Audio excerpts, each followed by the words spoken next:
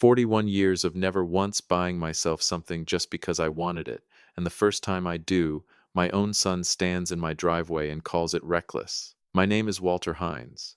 I'm 66 years old. I live outside Asheville, North Carolina, up in the hills off Deaverview Road, in a little pocket of land my father left me, and his father left him.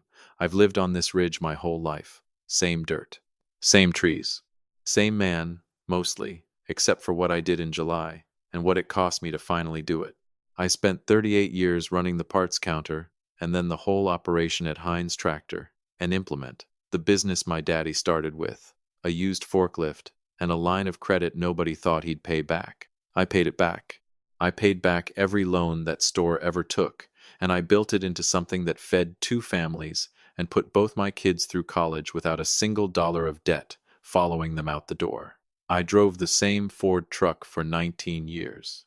My late wife Carol used to tease me that I'd patch my own boots with duct tape before I'd spend $40 on a new pair, and she wasn't wrong, because every spare dollar that came through that store went one of 2 places back into the business, or into an account I never talked about at the dinner table. Nobody flashes money in my family. We just quietly have it, or we quietly don't, and I made sure it was the first one.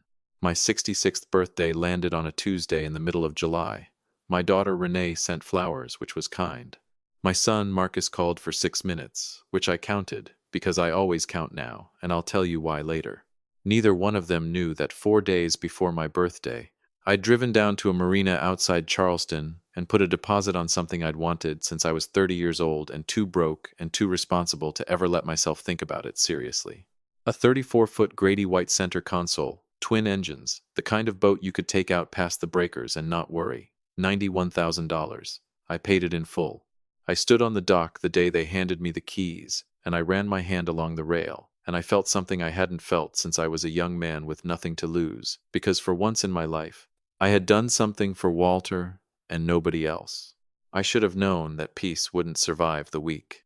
Welcome to Dad's Raw Revenge. If you're new here, hit that like button and tell me in the comments where you're tuning in from tonight, because this one's got some turns in it you won't see coming.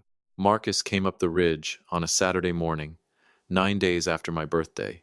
I hadn't told him about the boat. I hadn't told anybody, except the marina had it docked at a slip visible from the county road, and somebody from church had seen it and mentioned it to somebody who mentioned it to my son, because that's how it works up here. You can't keep a secret from a mountain full of people who've known you since you were in diapers. He pulled his truck into my drive and didn't even cut the engine all the way before he was out and standing in front of me on the porch. Dad, is it true you bought a boat? Not a question. A verdict already halfway decided. I did, I said. 91,000. Paid it off same day. He didn't say anything for a second, just stood there with his jaw working like he was chewing on something bitter. Then he said the thing that's been sitting in my chest ever since, the thing I keep turning over at night like a stone I can't put down. Dad, you're being reckless with our future. I set my coffee down on the porch rail slow, because my hands wanted to do something else entirely. Your future, I said. Ours. The family's. You're 66 years old. You should be thinking about what happens after you're gone, not buying toys. I want you to sit with that phrase a second, the way I had to. Our future. Like the money sitting in my account had his name already printed on it in invisible ink, like I'd just been holding it for him this whole time and forgot to mention it. Renee showed up an hour later, which told me everything I needed to know, because Renee doesn't drive 40 minutes on a Saturday without a phone call setting it up first. She came in through the kitchen door the way she has since she was a girl, but her face wasn't a girl's face anymore. It was the face of somebody who'd rehearsed something in the car. They sat me down at my own kitchen table, Marcus on one side, Renee on the other, like they'd drawn straws for positions. My late wife's chair sat empty between us at the head, and I noticed both of them avoided looking at it, the way we all still do. Dad, we love you, Renee started, which is always how these things begin, isn't it? Love as the opening argument before the closing one. We're worried, Marcus said. You're spending like you've got 40 more years to make it back. I don't need to make it back, I said. I already made it. 38 years, Marcus. I made it. Then why does it matter if you keep some of it for later? Renee said. For emergencies. For us. If something happens to you. There it was. For us. Same words, different mouth. I looked at my son, and I looked at my daughter, and I thought about every camp registration I'd paid without blinking, every semester of tuition, every first apartment deposit, every time one of them called with a number attached, and I never once made them explain the number, because that's what a father does. That's what I thought a father did. And here they were at my own table telling me the money I'd built with my own back and my own knees wasn't mine to spend on a boat. I hear you, I said. Calm, level. The way you talk to somebody you're not ready to fight yet. I'll think about cutting back. Marcus exhaled like he'd won something. Renee reached over and squeezed my hand like I was a patient who'd taken his medicine. They stayed for lunch. They left around 3, satisfied, the two of them, driving off the ridge feeling like responsible children who'd talked some sense into their aging father. That night, after the house went quiet the way it's been quiet since Carol passed 3 years back, I sat down at my desk in the room that used to be her sewing room, and I pulled up every account I had. 37 separate monthly payments. Marcus's truck insurance. Renee's half of her mortgage that I'd been covering since her divorce 2 years ago. Though she never called it that, she called it helping bridge the gap. Both their phone lines, on my plan, since they were teenagers. Marcus's gym membership, the one with the family add-on I paid for so his kids could swim. Renee's car payment on the Tahoe I'd co-signed. Streaming services, a storage unit Marcus kept for stuff he never used. A country club social membership Renee insisted mattered for her real estate business. 37 payments. Every single one going to 2 people who had just sat at my table and told me my own money wasn't fully mine to spend. I started at the top of the list, and I did not stop. Stay with me here, because what happened over the next 5 weeks, neither one of my children saw coming, and honestly, neither did I. Not fully, not the way it ended. The first week of August, the calls started. I didn't send a text. I didn't leave a note. I just sat on my porch every evening with a glass of sweet tea, watched the sun drop behind the ridge, and let the accounts do the talking for me. Marcus went first. He drives a 2023 Silverado, and the payment on that truck was $490 a month, coming straight out of my checking account since the day he bought it, because helping him get established is what I told myself I was doing. I was sitting on the porch on a Wednesday morning, radio playing low, when my phone rang. "Dad, did something happen to your bank account?" "The dealership just called," said my payment bounced. "Huh," I said. "That's odd." "Dad, my payment bounced. There's a late fee already. You might want to look into that." Silence on the line, the kind where you can hear somebody's brain trying to catch up to what's happening. "Dad, you pay that. You've paid that since I bought the truck." "I know, I'm cutting back. You told me to, remember." Longer silence. "That's not Dad. That's not what I meant. Have a good Wednesday, son." I hung up. The radio kept playing. A hawk circled out over the ridge like it does most mornings, indifferent to the whole business, and I envied it. Renee took a little longer to notice, because she's the type who assumes a mistake before she assumes a message. Her Tahoe payment bounced the following Tuesday. Then her country club dues lapsed and she got a letter about her membership status. Then, on a Thursday night, the storage unit Marcus kept got locked out for non-payment and he had to call the facility manager and beg for 48 hours. Renee called Carol's sister first, my sister-in-law Peggy, because that's the family switchboard, always has been. I heard about it before either of my kids called me directly. Peggy called me herself, worried, asking what in the world was going on with Walter. "I'm handling my own finances, Peggy," I told her, "the way I always have."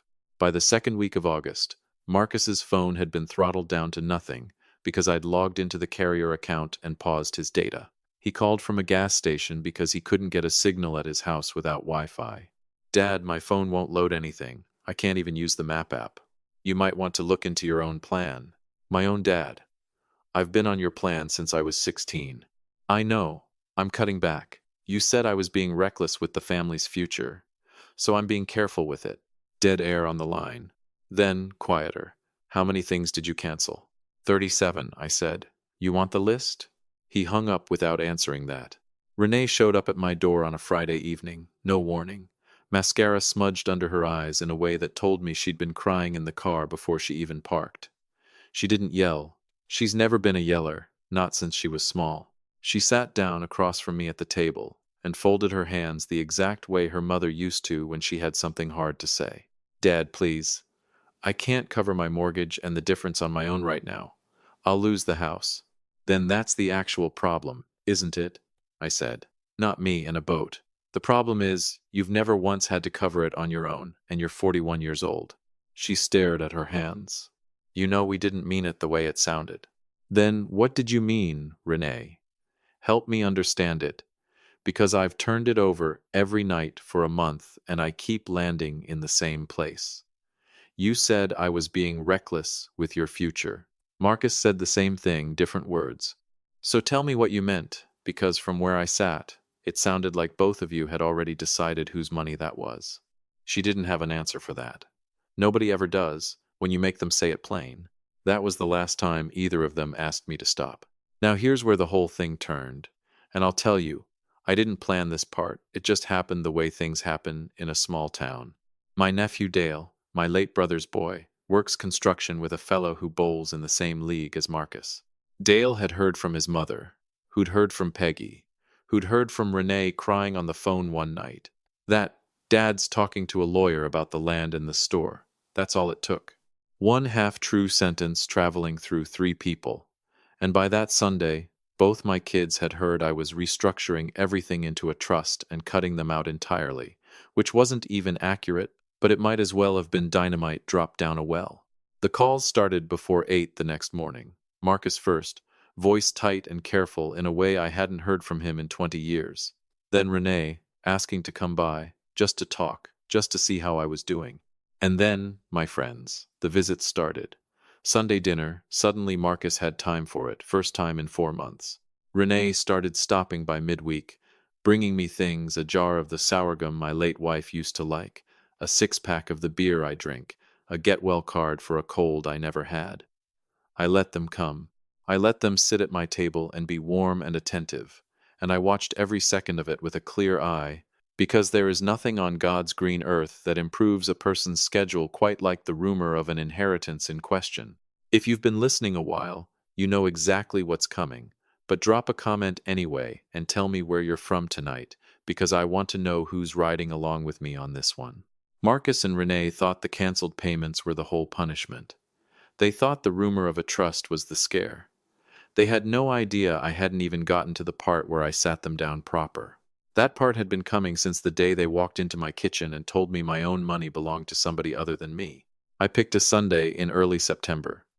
Sundays don't let anybody hide behind a meeting or an excuse to leave early. I called them both the Saturday night before. Dinner tomorrow, 2 o'clock. Don't be late. Marcus asked if everything was all right. I told him everything was fine.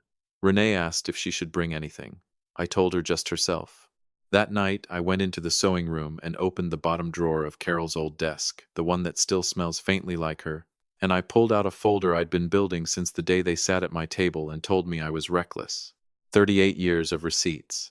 22 years of monthly payments, going back to when Marcus first got his license. Every camp, every tuition check, every deposit, every repair, organized by year and by name and by category, 161 pages, printed clean. I closed the folder and I slept better than I had in a month. They arrived together, Renee's car following Marcus's truck up the drive at 1:57, and they sat out there in the truck for a solid 2 minutes before either one of them got out, which told me they'd been rehearsing their approach the whole ride up. I opened the door before they could knock. Come on in. I'd made a pot roast, the way Carol used to, potatoes and carrots swimming in the drippings, and the house smelled like every good Sunday it had ever held. We ate first. I insisted on it. Renee tried twice to steer toward the trust talk, and I steered her right back to asking about her real estate listings. Let them get full. Let them get comfortable. Let them think, just for an hour, that this was only dinner. When the plates were cleared, I stood up. Let's go sit in the front room. Marcus and Renee took the couch. I sat across from them in Carol's old chair, which I don't usually sit in, and I think they both noticed that and understood something without either of us saying it. I set the folder on the coffee table and let it sit there a minute before I opened it. I want to talk about what you said to me in July. Marcus shifted. Dad, about that we didn't mean. I know you didn't mean it the way I heard it. That's on me too, some. I never once sat you down and showed you the real number. I let you assume. I'm fixing that tonight. I opened the folder and turned it around, slid it across the table. Take a look at the first page. They both leaned in. Marcus picked it up first, and I watched his eyes track down the columns, the payment, the monthly amount, the number of months, the running total, and I watched the color drain slow out of his face the way water drains out of a tub. Renee was reading over his shoulder, her hand coming up to cover her mouth without her seeming to notice she'd done it. He turned the page. Then the next one. 22 years of insurance, tuition, rent, car payments, phone bills, storage, memberships, deposits, and 40-something other things that had flowed out of my account into their lives, so quietly they'd never once had to feel the weight of it. He got to the last page. The total line. Dad. His voice had gone somewhere strange and small. This says $860,000. Give or take, I said, like I was reading him a weather report. Over 22 years. The room went quiet, and it wasn't an angry quiet, and it wasn't an awkward quiet. It was the quiet a room gets when everybody in it finally understands the same thing at the same time. I want to ask you something, I said, and I need you to actually think on it before you answer. Which line on that page was reckless? Nobody spoke. That's what I thought. There is no line. I bought one boat. In 38 years of working every day the good Lord sent me. $91,000, one time, and the two of you sat right where you're sitting and made me feel like a fool for it. Marcus set the folder down slow, careful, like it had gotten heavier in his hands. I'm not here to punish you, I said. I love you both too much for that. But I think I did you a disservice, making things this easy for you for this long, and I mean to fix it starting tonight. I reached back into the folder and pulled out a second, thinner document. My attorney drew this up 3 weeks ago. It's a trust. The money's still there for the both of you, eventually, but it's not a spigot anymore. Marcus, nothing releases to you until you've held steady work for 2 straight years without me holding your hand under the table. Renee, you cover your own mortgage independently for 18 straight months, full stop, before a dollar moves your direction. Renee's head came up sharp. Dad, I can't. Not on what I bring in alone. I know. That's not me being cruel to you, sweetheart. That's me telling you something's wrong with a situation where a 41-year-old woman can't cover her own roof, and the answer was never supposed to be my checkbook forever. Her chin started trembling and the tears came quiet, one at a time. Marcus was still staring at the trust papers, jaw working. And the payments, he said finally. The 37. Is that permanent? Every one of them. Already done. All of it? All of it. Your truck's been your responsibility for a month already, whether you knew it or not. You figured that part out on your own, didn't you? He held my eyes a second, then looked away first. Yeah, he said quiet. I did. Then you already know you're capable of it. Nobody said anything for a while.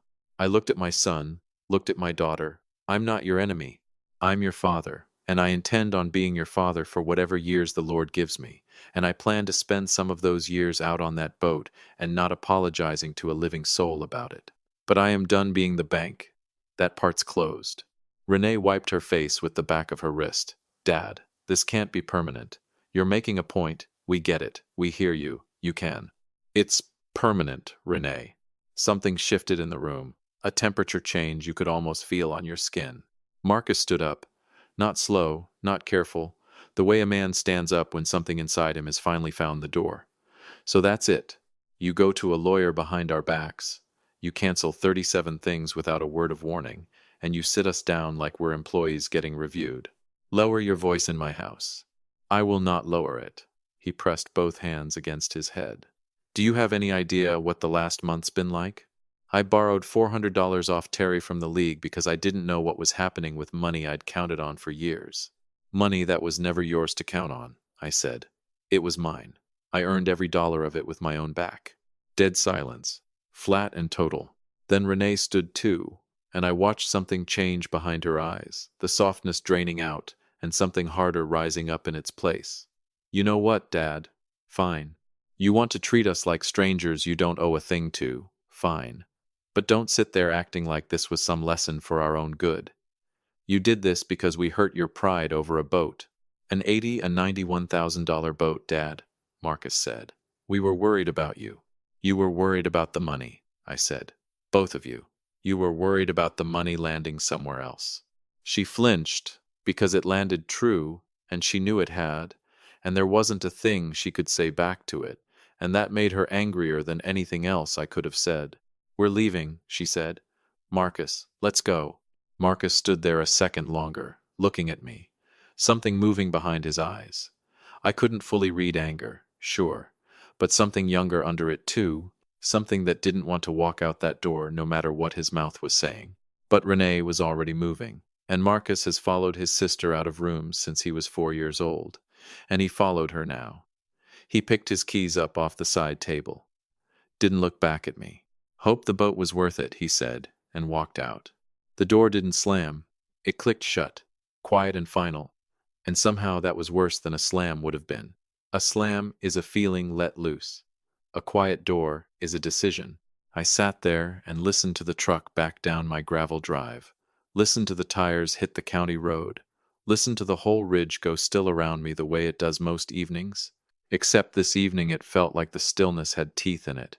I thought about Carol then, the way I do most nights but sharper this time, and I wondered what she would have said to me, sitting alone in her chair in the front room with a folder of receipts and two grown children driving off angry into the dark.